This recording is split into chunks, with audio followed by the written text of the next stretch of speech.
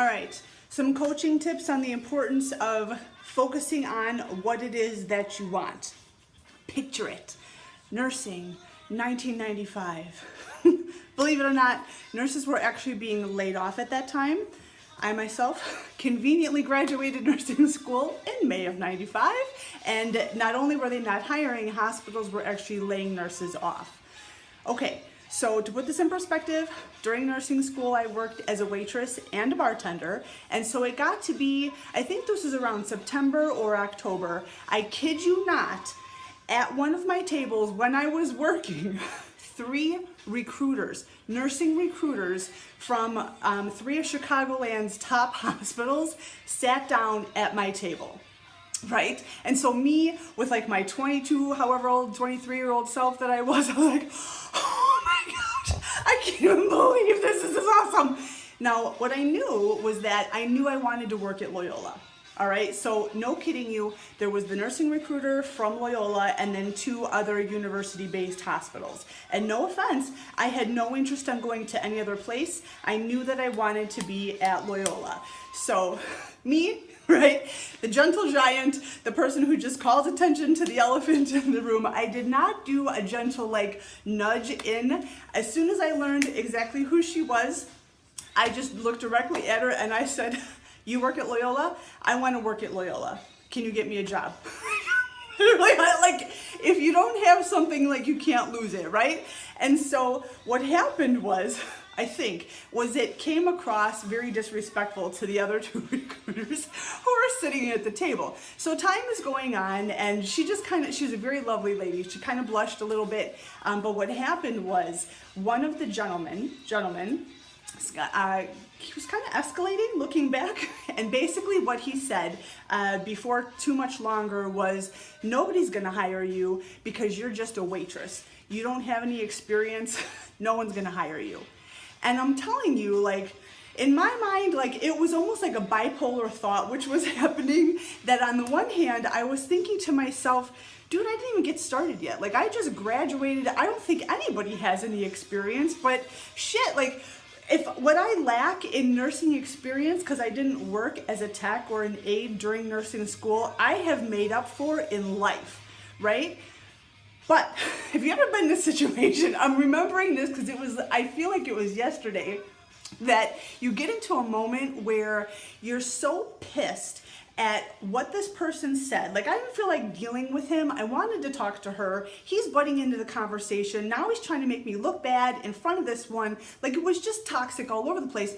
But I'm at my job and I have a section full of tables that I still plan on collecting tips from, because guess what? Rent is due on the 1st of next month. So I cannot afford to like pick the guy up by the trachea and, poke him in the eyeball with the fork.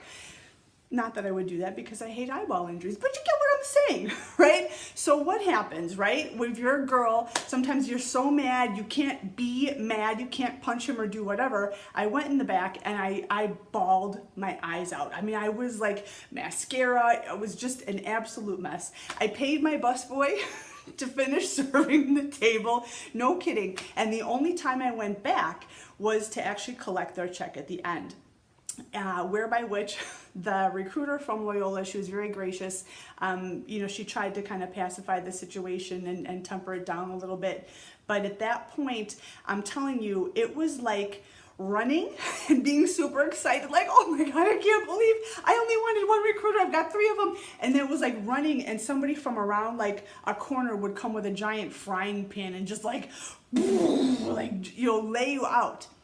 The reason I'm telling you is this, right? Obviously I was pissed and I was upset, and all that stuff happened at the time. But if you fast forward the clock, just short period of time, just 6 short years later, that was when I was actually invited to become a member of the Loyola-based flight program. Right? So no longer was it an issue. Here was the girl who, couldn't get a job, she didn't have experience, blah, blah, blah, blah, blah.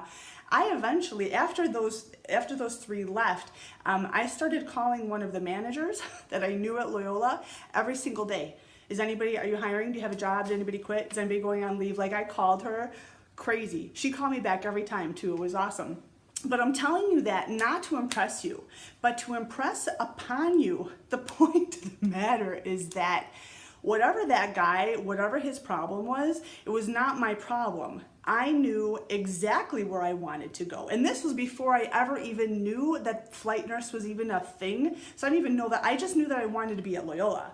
So therefore, flashing shiny objects or waving a carrot in front of me, that was not even going to be an option, because I know what I want. And you can't make me want what I don't want. I'm not going to be derailed from what it is that I intend to do.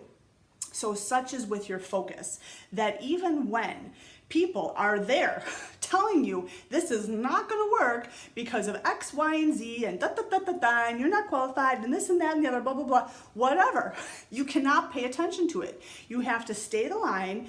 You continue to go forward. Now, it doesn't mean that you don't get your feelings hurt. It doesn't mean, and all that happens, but it doesn't keep you from taking the next step forward, which for me was to call a manager on a daily basis until eventually I was hired, and the rest is history. So the importance of focus, all right?